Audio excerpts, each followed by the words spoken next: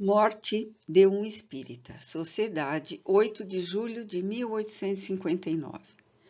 O Sr. J., negociante do departamento de La Sarthe, morto a 15 de julho de 1859, era, sob todos os pontos de vista, um homem de bem e de uma caridade sem limites. Tinha feito um estudo sério do espiritismo e era um de seus fervorosos adeptos. Como assinante da Revista Espírita, estava em contato direto conosco, sem que nós tivéssemos visto. Evocando-o, temos como objetivo não só corresponder ao desejo de seus parentes e amigos, como de lhe dar pessoalmente um testemunho de nossa simpatia e agradecer-lhe gentilezas de nos havia dito e pensado. Além disso, era para nós motivo de estudo interessante, do ponto de vista da influência que pode ter o conhecimento aprofundado do Espiritismo sobre o estado da alma depois da morte. 1. Evocação. Aqui estou há muito tempo. 2. Jamais tive o prazer de ver-vos, não obstante vós me reconheceis? Reconheço-vos tanto melhor quanto frequentemente vos visitei e tive mais de uma palestra convosco, como espírito durante a minha vida. Observação. Isto confirma o fato muito importante, do qual temos numerosos exemplos das comunicações que entre si têm os homens, sem o saber durante a vida. Assim, durante o sono do corpo, os espíritos viajam e se visitam reciprocamente. Despertando, conservam intuições das ideias que adquiriram nessas palestras ocultas, cuja fonte ignoram. Desta maneira, temos durante a vida uma existência dupla, a corporal, que nos dá a vida de relação exterior, e a espírita, que nos dá a vida de relação oculta. 3. Sois mais feliz do que na terra? E sois vós que perguntais? 4. Compreendo. Entretanto, desfrutáveis uma fortuna honradamente adquirida, que vos proporcionava os prazeres da vida. Tinheis a estima e a consideração granjeadas pela vossa bondade e vossa beneficência. Poderíeis dizer-nos em que consiste a superioridade de vossa felicidade atual? Consiste naturalmente na satisfação que me proporciona a lembrança do pouco bem que fiz e na certeza do futuro que ele me promete. Não considerais alguma coisa a ausência de inquietudes e dificuldades da vida? De sofrimentos corporais e de todos esses tormentos que nós criamos a fim de satisfazer as necessidades do corpo? Durante a vida, a agitação, a ansiedade, as angústias incessantes, mesmo em meio à fortuna. Aqui, a tranquilidade e o repouso, é a calma depois da tempestade. 5. 6 semanas antes de morrer, dizeis ter ainda que viver 5 anos. De onde vinha essa ilusão quando tantas pessoas pressentem a morte próxima? Um espírito benevolente queria afastar da minha mente esse momento que, sem o confessar, eu tinha a fraqueza de temer, embora soubesse do futuro do espírito. 6. Havíeis-vos aprofundado seriamente na ciência espírita? Poderíeis dizer-nos se, ao entrar no mundo dos espíritos, encontraste as coisas como as imagináveis?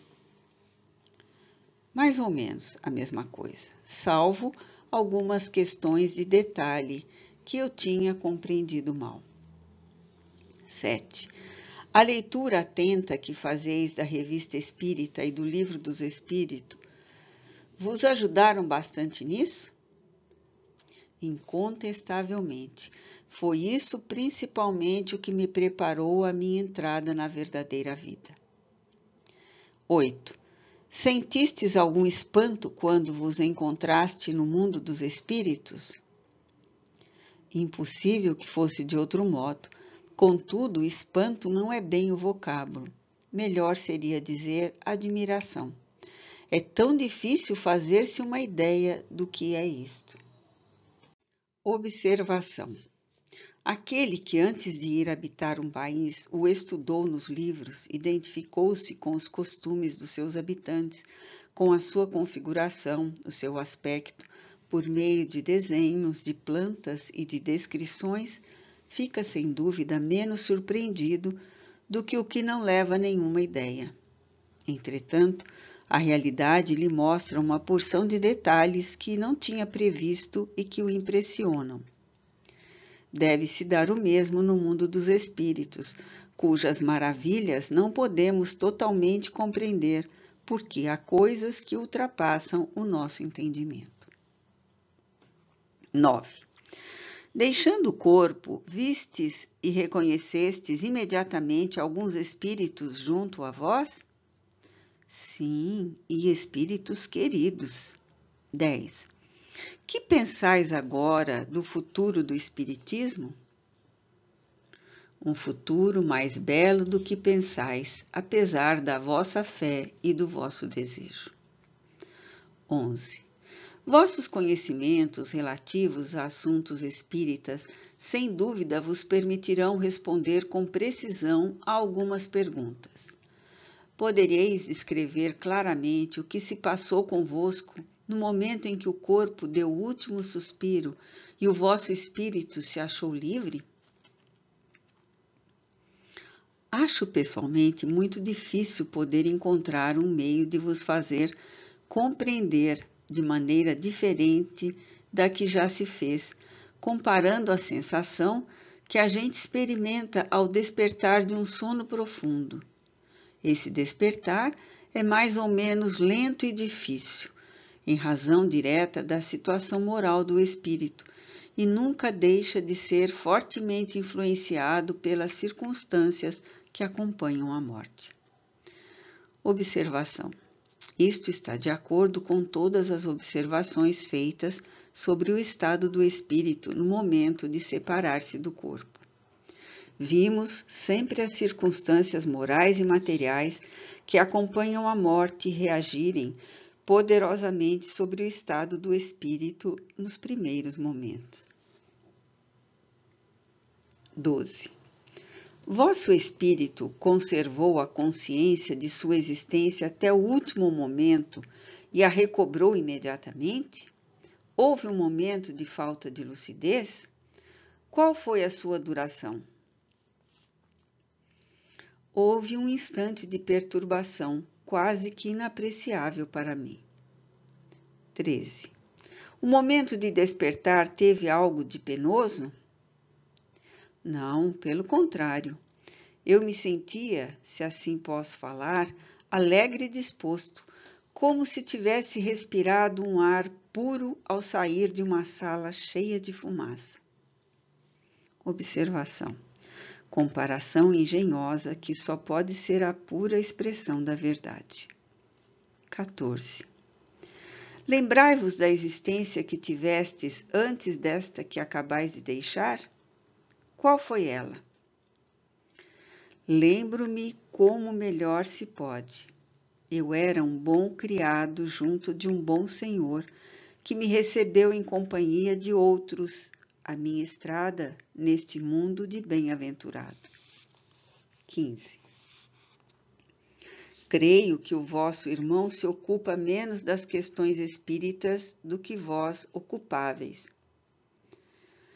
Sim, farei com que ele tome mais interesse, caso me seja permitido. Se ele soubesse o que a gente ganha com isso, dar-lhe-ia mais importância. 16. O vosso irmão pediu ao Senhor D que me comunicasse a vossa morte. Ambos esperam ansiosos o resultado de nossa palestra. Serão, entretanto, mais sensíveis a uma lembrança direta de vossa parte, se quiserdes confiar-me algumas palavras para eles ou para outras pessoas que sentem a vossa falta. Por vosso intermédio, dir-lhe-eis que eu mesmo teria dito, mas receio muito não ter mais influência junto a alguns deles como outrora. Entretanto, em meu nome e no de seus amigos, que bem vejo, concito-o a refletir e estudar seriamente esta grave questão do Espiritismo, quando mais não fosse pelo auxílio que ela traz para passar este momento tão temido pela maior parte e tão pouco temeroso para aquele que se preparou previamente pelo estudo do futuro e pela prática do bem. Dizei-lhes que sempre estou com eles em seu meio, que os vejo e serei feliz se suas disposições lhes puderem assegurar, no mundo onde me encontro, um lugar de que só terão de se felicitar. Dizei-o, sobretudo, a meu irmão, cuja felicidade é o meu mais alto desejo e de quem não me esqueço, embora eu seja mais feliz que ele. 17. A simpatia que tivestes a bondade de me testemunhar em vida, mesmo sem me conhecer, faz-me esperar que nos encontremos facilmente quando eu estiver em vosso meio. E até lá, serei feliz se quiserdes assistir-me nos trabalhos que me restam fazer para desempenhar a minha tarefa. Julgais-me muito favoravelmente. Não obstante, convencei-vos de que, se vós puder ser de alguma utilidade, não deixarei de o fazer, talvez mesmo sem que o suspeiteis. 18. Agradecemos terdes vindo em atenção ao nosso apelo e às instrutivas explicações que nos destes. À vossa disposição, estarei muitas vezes convosco. Observação. Esta comunicação é incontestavelmente uma das que descrevem a vida espírita com a maior clareza. Oferece um poderoso ensino relativamente à influência que as ideias espíritas exercem sobre o nosso estado depois da morte. Esta palestra parece haver deixado algo a desejar ao amigo que nos participou a morte do Sr. J, pois nos disse: ele não conservou na linguagem o cunho de originalidade que tinha conosco. Manteve uma reserva que não observava com pessoa alguma. Seu estilo incorreto, brusco, continha inspiração. Ousava tudo, vencia quem quer que formulasse uma objeção às suas crenças. Reduzia-nos a nada para nos converter. Na sua aparição psicológica, não dá a conhecer nenhuma particularidade das numerosas relações que tinha com uma porção de pessoas que frequentava. Todos nós gostaríamos de nos vermos citados por ele, não para satisfazer nossa curiosidade, mas para a nossa instrução. Gostaríamos que nos tivesse falado claramente de algumas ideias por nós emitidas em sua presença nas nossas conversas. A mim, pessoalmente, poderia ter dito se eu tinha ou não tinha razão de insistir em tal ou qual consideração, se aquilo que eu lhe havia dito era verdadeiro ou falso. Absolutamente não falou de sua irmã, ainda viva e tão digna de interesse. Depois desta carta, evocamos novamente o Sr. J e lhe dirigimos as perguntas seguintes. 19. Tendes conhecimento da carta que recebi em resposta à remessa de vossa evocação? Sim, vi quando a escreviam. 20. Teríeis a bondade de dar algumas explicações sobre certas passagens dessa carta e como bem compreendeis com um fim instrutivo, unicamente para me fornecer elementos para uma resposta? Se o considerais útil, sim. 21. Acham estranho que a vossa linguagem não tenha conservado o cunho da originalidade. Parece que em vida éreis esmagador na discussão. Sim, mas o céu e a terra são muito diferentes, e aqui eu encontrei mestres. Que quereis? Eles me impacientavam com suas objeções absurdas. Eu lhes mostrava o sol e não o queriam ver. Como conservar o sangue frio? Aqui não há necessidade de discutir. Todos nós entendemos. 22. Esses senhores admiram-se de que não os tenhais interpelado nominalmente para os refutar, como fazeis em vida. Que se admirem, eu os espero. Quando vierem juntar-se a mim, verão qual de nós está com a razão. Será preciso que venham para este lado, quer queiram, quer não queiram, e uns mais cedo do que pensam, sua jactância cairá como uma poeira batida pela chuva. Sua basófia, aqui o espírito, para e recusa concluir a frase. 23. Eles inferem que não lhes demonstrais todo o interesse que tinham direito a esperar de vós. Eu lhes desejo bem, mas nada farei contra a sua própria vontade. 24. Também se admiram de que nada tenhais dito relativamente à vossa irmã. Por acaso eles estão entre mim e ela? 25. O senhor B gostaria que tivesseis dito algo do que vos contou na intimidade. Para ele e para os outros, isto teria sido um meio de esclarecimento. Qual a vantagem de repetir o que ele sabe? Pensa que não tem outra coisa a fazer? Não têm eles os mesmos meios de esclarecimento que eu tive? Que os aproveitem. Garanto-lhes que os se sentirão bem. Quanto a mim, dou graças aos céus por terem enviado a luz que me abriu o caminho da felicidade. 26. Mas e esta luz que eles desejam e que seriam felizes se a recebessem de vós? A luz brilha para todo mundo. Cego é aquele que não quer ver. Cairá no precipício e amaldiçoará sua cegueira. 27.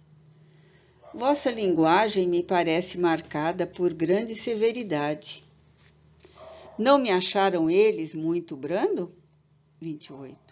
Nós vos agradecemos por terdes vindo e pelos esclarecimentos que nos destes. Sempre ao vosso serviço, por sei que é para o bem.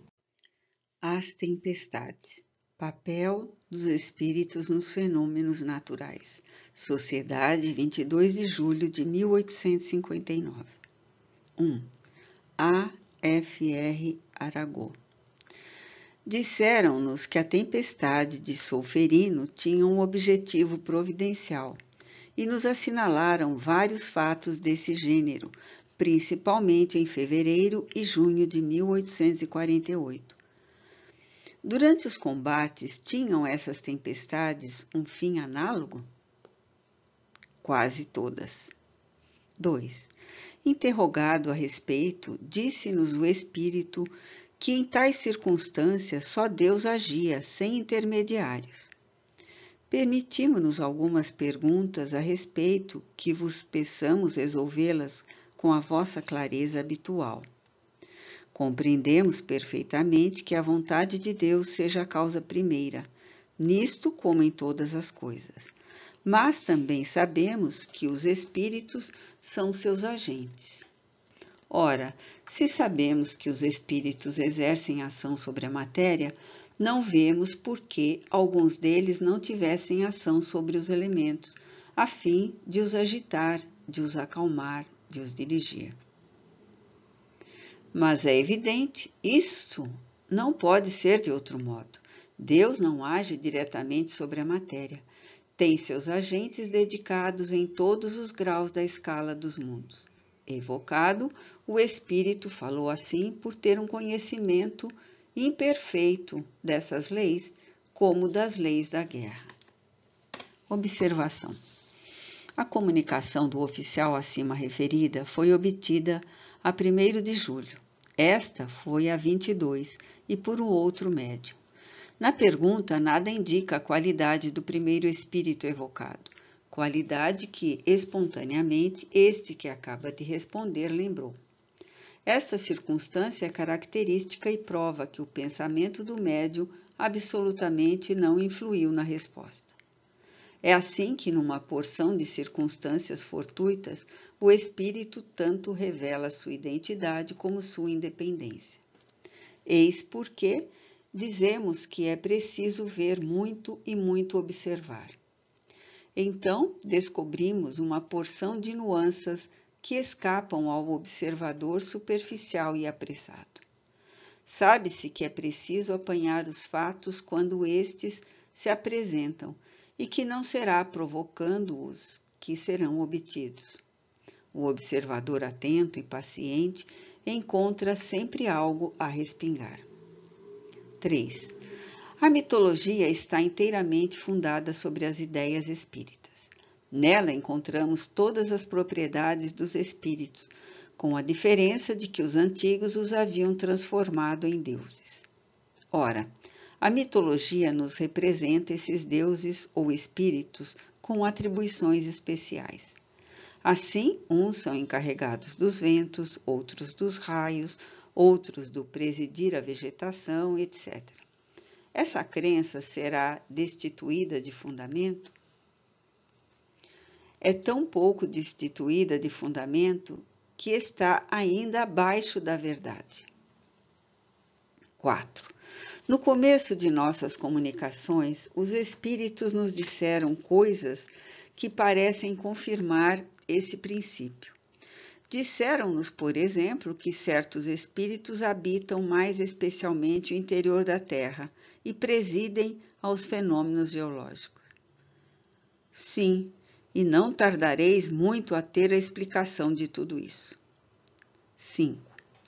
Os espíritos que habitam o interior da Terra e presidem aos fenômenos geológicos são de uma ordem inferior? Esses espíritos positivamente não moram na Terra, mas presidem e dirigem, são de uma ordem completamente diversa.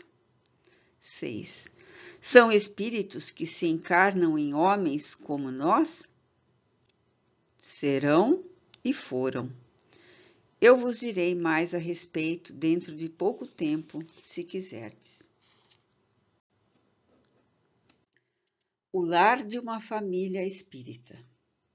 Há 3 anos, a senhora G ficou viúva com 4 crianças. O filho mais velho é um rapaz amável, de 17 anos, e a filha mais moça, uma encantadora menina de 6. Desde muito tempo, essa família se dedica ao espiritismo. E antes mesmo que esta crença se tivesse tornado tão popular como hoje, marido e mulher tinham uma espécie de intuição que diversas circunstâncias haviam desenvolvido. O pai do senhor G lhe tinha aparecido várias vezes na mocidade, sempre para o prevenir de coisas importantes ou para lhe dar conselhos úteis. Fatos semelhantes também se haviam passado entre os seus amigos, de sorte que para eles a existência de além-túmulo não era objeto da menor dúvida, assim como não o era a possibilidade de nos comunicarmos com os seres que nos são caros.